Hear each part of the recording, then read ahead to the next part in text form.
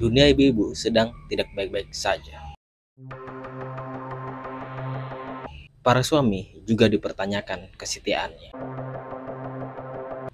Apakah sebenarnya yang terjadi?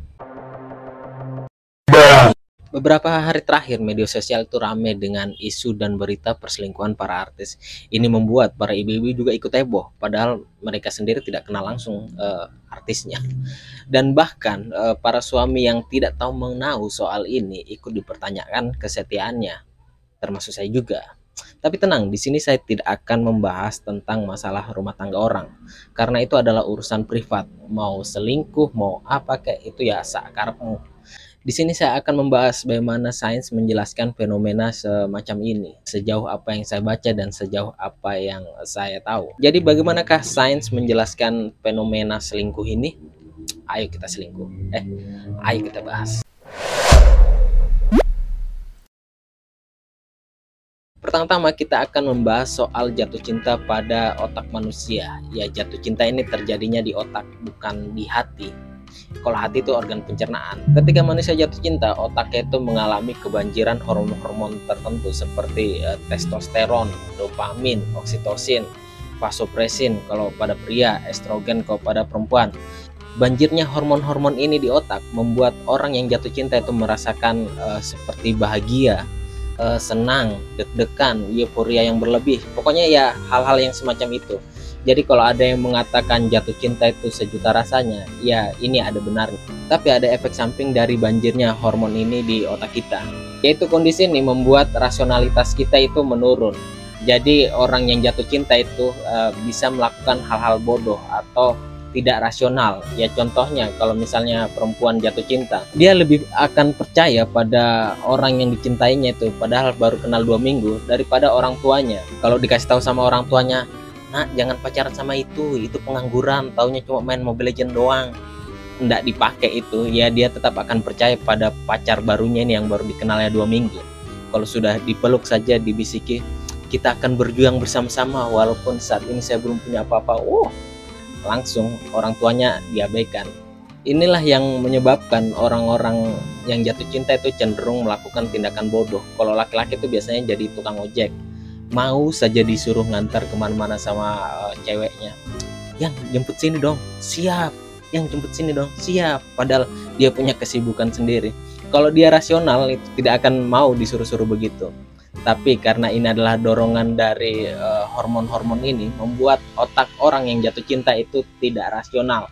Jadi secara genetik orang jatuh cinta itu memang dibuat untuk tidak rasional, ya, agar orang jatuh cinta bisa diteruskan ke hubungan seks dan menjadi proses reproduksi. Ini membuat gen akhirnya bisa disebar atau diturunkan. Terus bagaimana dengan selingkuh? Menurut Dr. Yu Hasan, manusia itu memang cenderung untuk menginginkan memiliki lebih dari satu pasangan. Contohnya kayak laki-laki itu menurut penelitian mereka menginginkan sekitar 14 atau lebih pasangan seksual. Tapi kenapa ada laki-laki yang bisa setia? Ini disebabkan karena adanya hormon vasopresin. Hormon vasopresin ini yang menekan keinginan atau dorongan untuk memiliki pasangan yang lebih atau lebih dari satu. Dan menurut beberapa penelitian juga ada gen yang berhubungan langsung dengan vasopresin ini. Jadi jika orang tersebut memiliki gen vasopresin ini lebih panjang di untayan genomnya itu, dia lebih cenderung untuk setia. Jadi sebaliknya, kalau ada orang yang memiliki gen vasopresin yang pendek, dia akan lebih cenderung untuk tidak setia. Perempuan juga sama, memiliki kecenderungan juga ingin memiliki pasangan yang berlebih, tapi alasannya berbeda. Ketika perempuan itu merasa tidak nyaman dan tidak aman, dorongan untuk memiliki pasangan yang lebih dari satu ini akhirnya muncul. Jadi kalau pada pria itu alasannya agar untuk bisa membuahi sebanyak mungkin perempuan agar kesempatan untuk menurunkan gennya itu lebih besar. Kalau perempuan lebih ke bagaimana dia memilih pejantan agar bisa melindungi anaknya dan dia. Begitulah penjelasan ilmiahnya. Jadi kecenderungan untuk selingkuh itu memang alami, ada di setiap manusia.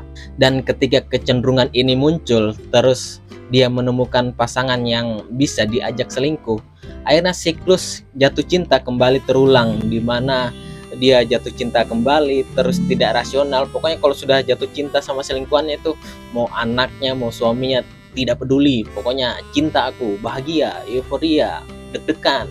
Itu yang membuat orang yang berselingkuh itu tidak mempunyai empati atau rasionalitasnya itu menurun. Nah, disinilah terjadi perselingkuhan. Jadi secara simpelnya itu, perselingkuhan terjadi di manusia itu ketika seorang manusia mengikuti dorongan biologisnya, dorongan genetiknya untuk berselingkuh dan mengabaikan rasionalitasnya. Kalau orang yang terbiasa berpikir rasional tentu akan mempertimbangkan perselingkuhan ini. Oh ya, hormon-hormon yang membuat orang jatuh cinta ini memiliki kecenderungan adiktif.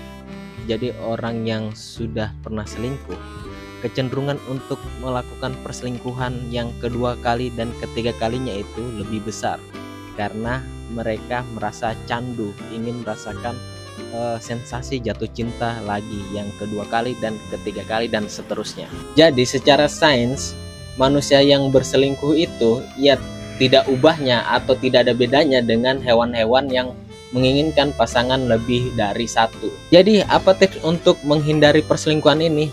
Ya satu, cuma belajar rasional, belajar menekan insting kebinatangan kita. Oke, sekian saja video kali ini, mudah-mudahan bermanfaat dan dadah.